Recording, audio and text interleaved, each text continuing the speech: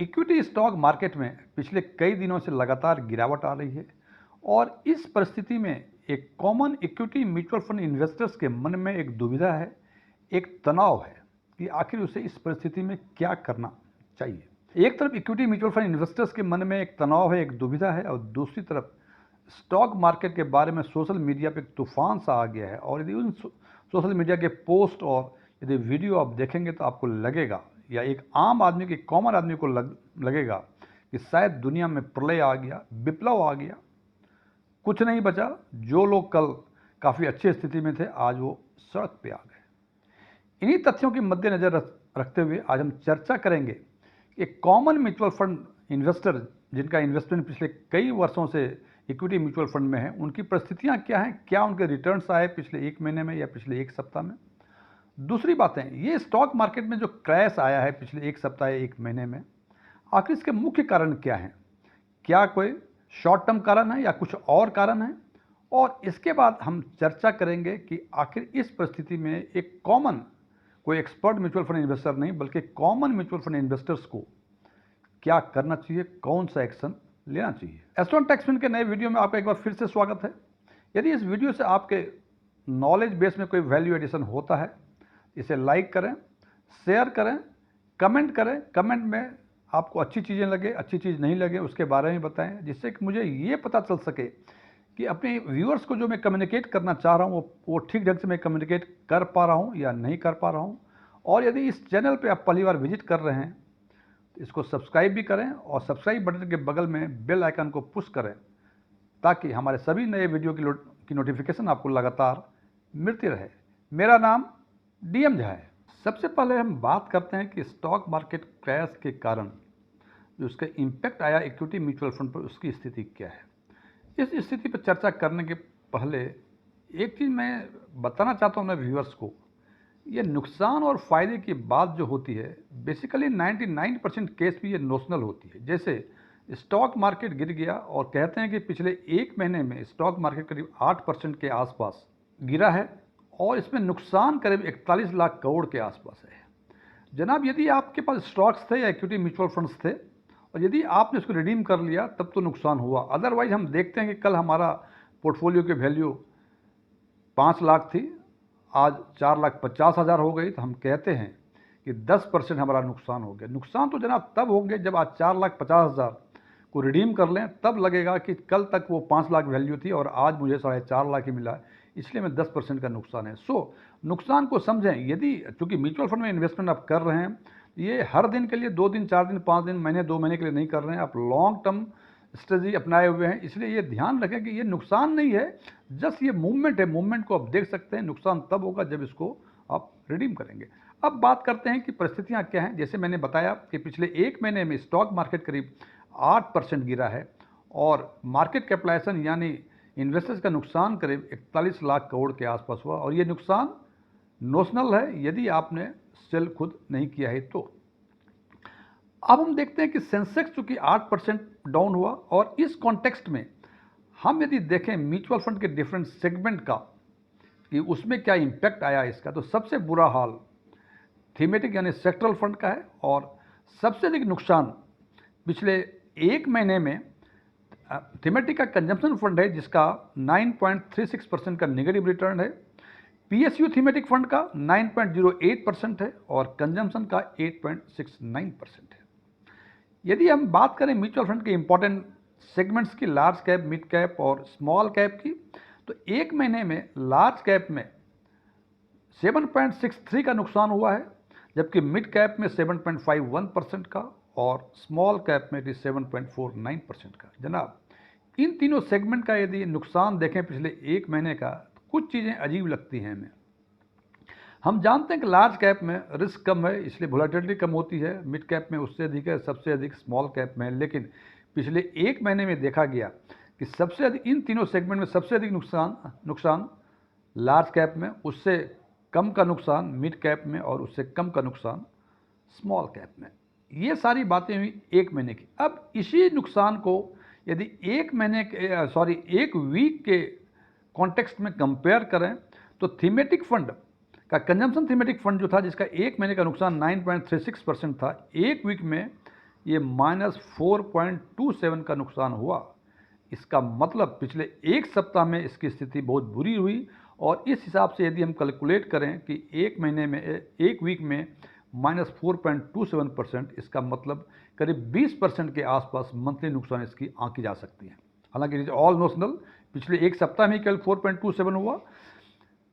Thematic का PSU fund में एक वीक में 6.6%, ये भी करीब करेंगे 30% के आसपास। और कंजम्पशन फंड थीमेटिक का कंस्ट्रक्शन फंड इट इज 6.34, ये भी करीब 30-32% के आसपास का नुकसान मापी जाएगी, जबकि -6.34% इसका वीकली नुकसान है। यही बातें करें तो इससे हमें ये समझ में आता है कि थीमेटिक फंड अभी नुकसान के तरफ ही जा रहे हैं, अभी वो रिकवर करने के पोजीशन में दिख नहीं रहे हैं। लेकिन यही बातें यदि लार्ज कैप की करें तो लार्ज कैप में एक महीने का नुकसान 7.63% था, जबकि एक वीक का नुकसान 3.8%। इसका यदि हम बात करें तो 16-17% के आसपास होता है। हालांकि ये भी नुकसान की तरफ ही जा रहा है, लेकिन इसकी तुलना यदि हम करें सेक्टरल फंड से या थीमेटिक फंड से, तो लगता है कि इसमें बेहतर स्थिति है सेक्टरल फंड के कंपैरिजन में। मिड कैप में बातें करें तो 5.29 का नुकसान वीकली नुकसान है और 6.50 का वीकली नुकसान स्मॉल कैप सेगमेंट में। इसका मतलब कि पिछले एक सप्ताह में जो म्यूचुअल फंड के बेसिक फंडामेंटल्स हैं कि वोलेटिलिटी सबसे अधिक स्मॉल कैप में, मिड कैप में उससे कम और लार्ज कैप में सबसे कम, वो हमें वीकली का डेटा यदि देखते हैं तो उसमें हमें ठीक से दिखाई दे रही है और लगता है कि ये नुकसान शायद इसमें और बढ़ सकता है। हालांकि मंथली नुकसान जो है यदि इसको कंप्यूट करें, जैसे बताया हमने कि स्मॉल कैप में -6.50% इसका यदि हम मंथली नुकसान करें तो करीब 30-32% के आसपास ये आता है और यदि ये तब आएगा जब यही स्थिति बरकरार रहेगी। तो ये स्थितियां थी आज के दिन में पिछले एक महीने और एक सप्ताह का जो नुकसान है उसका कंपैरिजन। अब हम चर्चा करते हैं कि आखिर ये स्टॉक मार्केट का क्रैश का कारण क्या है। तो सबसे पहला कारण जो है कि FPI remains the net seller, मतलब एफपीआई या एफआईआई, हालांकि दोनों अलग अलग चीज़ें हैं, लेकिन आपको समझने के लिए दोनों एक ही चीज़ समझें। ये नेट सेलर रहे और ये पता चलता है हमें डेटा के हिसाब से।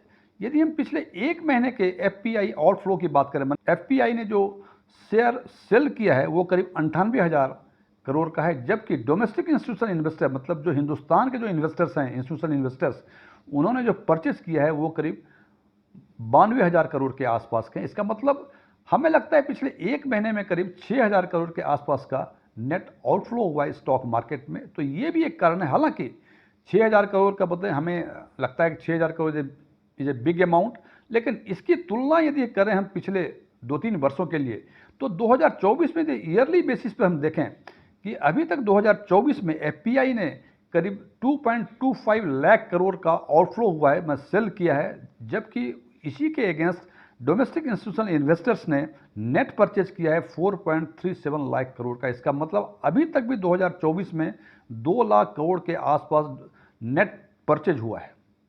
यही बातें करें 2023 की तो 2023 में एफपीआई ने करीब 16,000 करोड़ के आसपास नेट सेल किया था, जबकि डोमेस्टिक इंस्टीट्यूशनल इन्वेस्टर्स ने नेट परचेज किया था 1.85 लाख करोड़। इसका मतलब करीब करीब 1.6 लाख करोड़ का नेट परचेज स्टॉक मार्केट में हुआ था।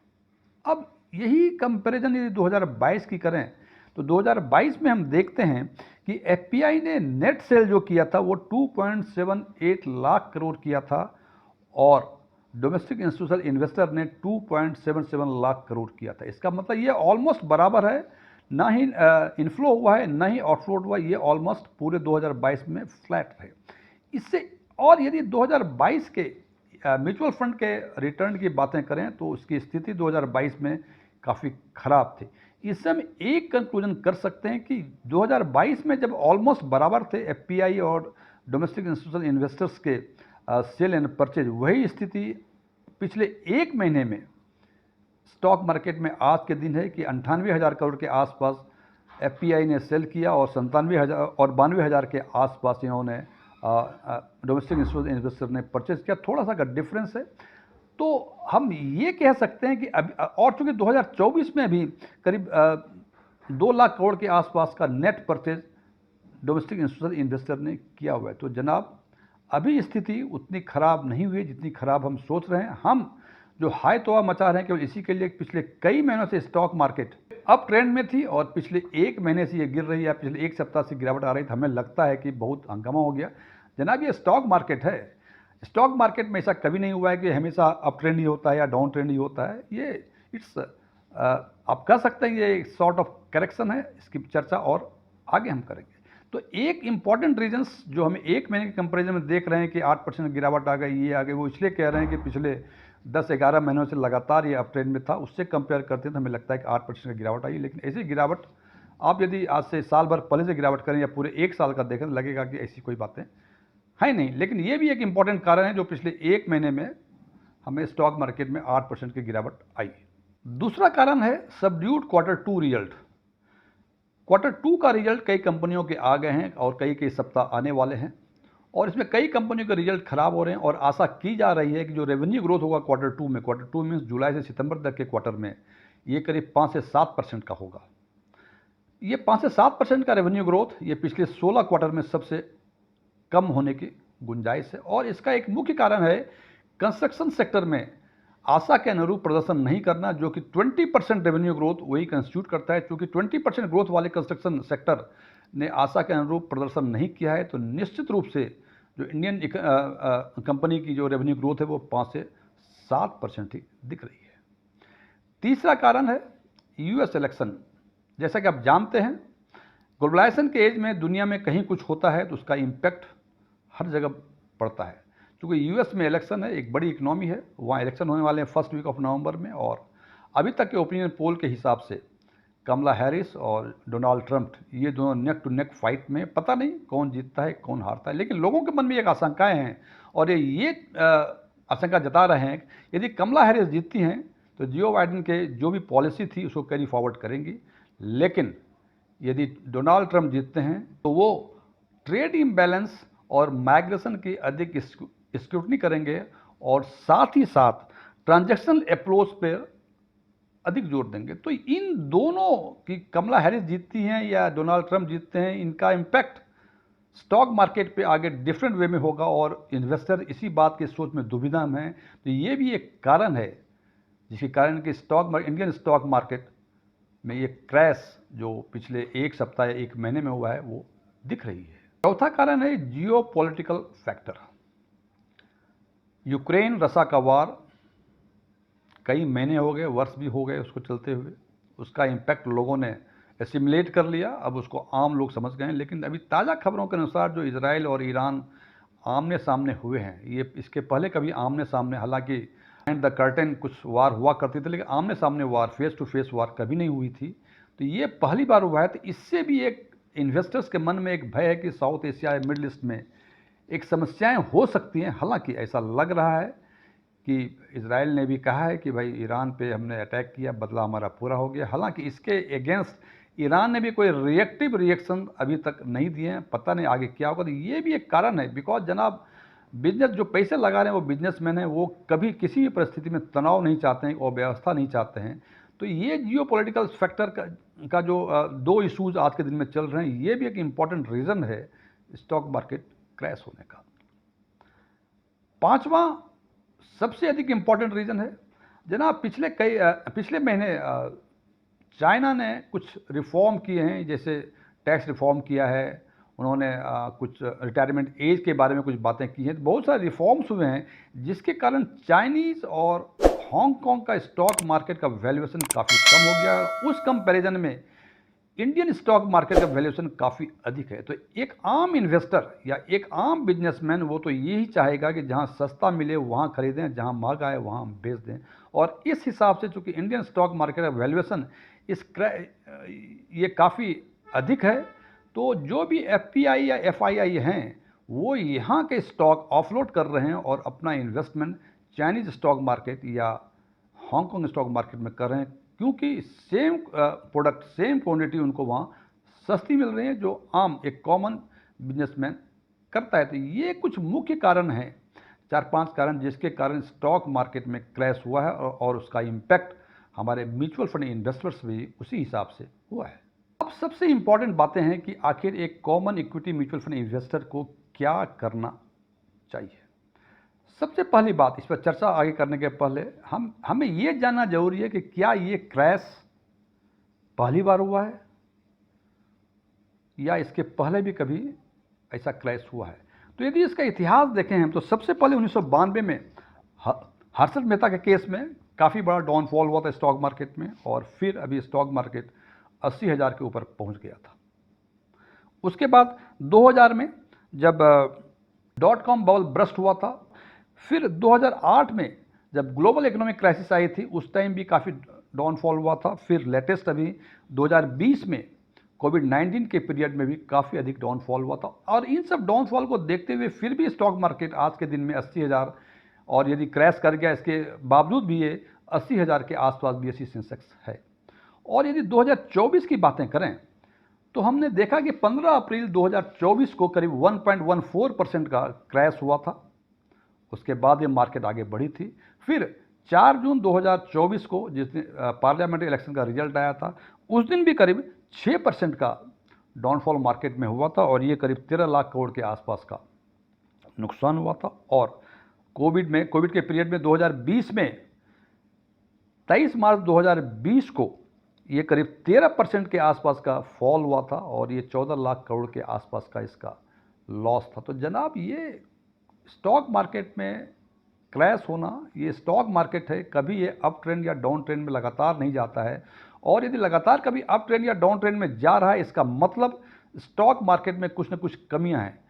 या यूं कह लें कि स्टॉक मार्केट में यदि अंडुलेटिंग यानी ऊपर नीचे ना हो, इसका मतलब जनाब राम राज्य तो आया नहीं है। ऐसा कभी नहीं हो सकता कि मार्केट हमेशा ऊपर ही जाए, और भारत की अर्थव्यवस्था इतनी भी कमज़ोर नहीं हो गई कि वो लगातार नीचे ही जाए, वो डूबी जाए। तो ये एक समय है, या यूँ कह लें ये एक करेक्शन है। और इसको यदि हम ट्रांसलेट करें सिंपल टर्म में, तो चूंकि म्यूचुअल फंड में इन्वेस्टमेंट हम लॉन्ग टर्म के लिए करते हैं, तो हम ये कह सकते हैं कि ये एक अपॉर्चुनिटी है आपको इन्वेस्ट करने का। यदि आपके पास सरप्लस फंड है तो आप इसको इस बीच बीच में जब भी मार्केट गिरे, ऐसा गिर रहा है, तो आपको इन्वेस्ट करें, और आप निश्चित रहें जनाब ये फिर ऊपर जाएगा। हो सकता है ये मार्केट को अपवार्ड जाने में महीने में लगे, 2 महीने लगे, 2 दिन में हो जाए, 4 दिन में हो जाए, लेकिन ये निश्चित है कि मार्केट डाउन ट्रेंड में लगातार कभी नहीं रहेगा। ये फिर इतिहास बताता है कि मार्केट सबसे नीचे गया, उसके बाद सबसे ऊपर गया। हालांकि लोग कह रहे हैं कि शायद ये फरवरी तक रहे, लेकिन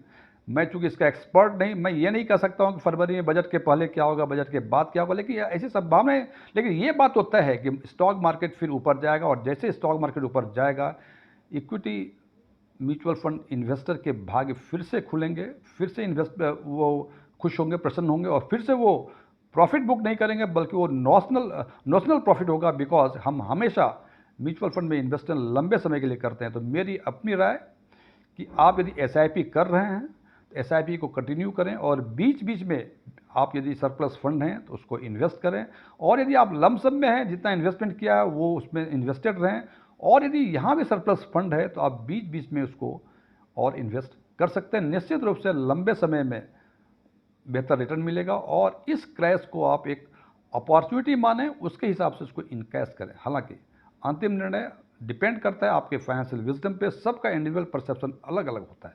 थैंक यू।